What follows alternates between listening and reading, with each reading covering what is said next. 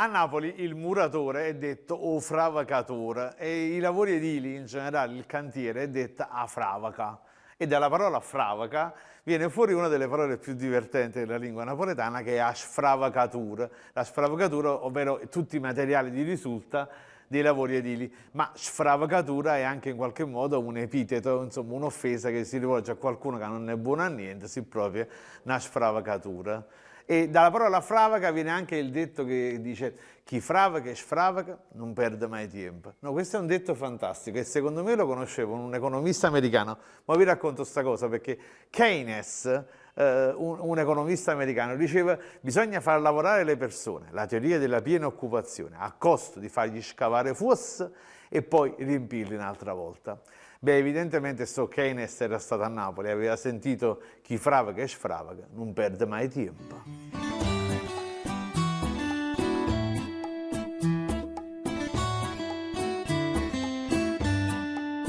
In lingua napoletana, quando un cantiere dura un tempo infinito, mi pare proprio a fravaca di San Pietro. Acqua fravaca e vine fravacatura. Sì, per fare la fravaca ci vuole tanta acqua, per far lavorare volentieri i fravacature ci vuole tanto vino. Anche perché è noto un detto napoletano che dice i fravacature cacano un poco per parte e non pulezzano mai. Beh, questo è un detto che si usa dire pure in generale quando qualcuno comincia mille attività e non porta nulla a termine.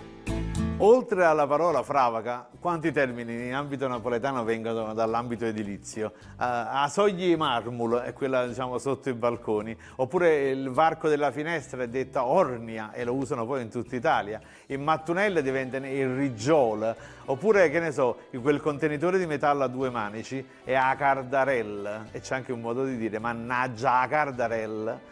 È un'imprecazione che si usa per prendersela con un soggetto immaginario, è come dire mannaggia pata turca, che ne so, mannaggia sacripan, mannaggia bubba.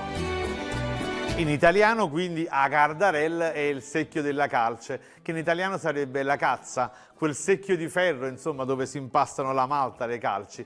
I muratori prelevano la calce diciamo dalla cazza con la cucchiara ed ecco perché nasce un altro modo napoletano per definire due persone che stanno sempre azzeccate, inseparabili, chi li lui mi pare una cazza e cucchiara. Anche se il termine cazza essendo poco utilizzato in lingua napoletana spesso poi viene corrotto chi le mi pare una cazza e cucchiara, insomma in qualche modo la cucchiara sarebbe un furbesco riferimento sessuale o ancora peggio un altro errore che mi pare una tazza e cucchiara, in questo modo la tazza diciamo da caffè col cucchiaino, ma la locuzione originaria è mi pare una cazza e cucchiara. Sì, cazza e cucchiara, il secchio e la cazzuola, è un po' come a dire in napoletano mi pare una fune a torocciola. Quante parole oggi. Sì, la torocciola è la carrucola con la quale si salivano e si scendevano e cuofana e sfravacatura. Maronna, quante parole.